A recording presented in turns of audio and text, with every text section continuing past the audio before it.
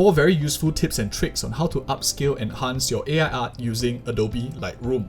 If you guys have realized, most of your backgrounds does seem a little bit flat in terms of the image, and what I like to do is use linear as well as radial gradients to give it a sense of depth of field, or a bit of bokeh as we call it. So using the radial and linear gradients, I blur out the background by reducing the clarity and maybe even darken it sometimes to give that sense of popping from the background. The second technique that I use is dodging and burning. What this is lightening certain parts of, for example, the face or certain parts of the body, as well as darkening shadows and other parts of the face to just make certain parts have more emphasis than other parts. This is very different from overall contrast as well as highlights and shadows, because those touch very generic parts, whereas you can see here, I'm targeting specific parts that I want to be a bit darker or lighter.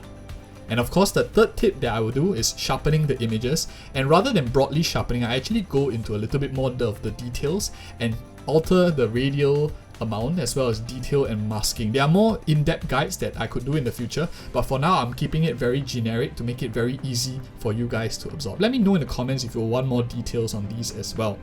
And the fourth and final tip I have on how to upscale and enhance images is I actually export the images with a much larger amount of pixels to get that higher MB rating, as well as when I use Lightroom, you have always the option of right-clicking and enhancing the images. And very quick 1-minute guide, like and subscribe if you appreciate such straight to the point content, and see you in the next video.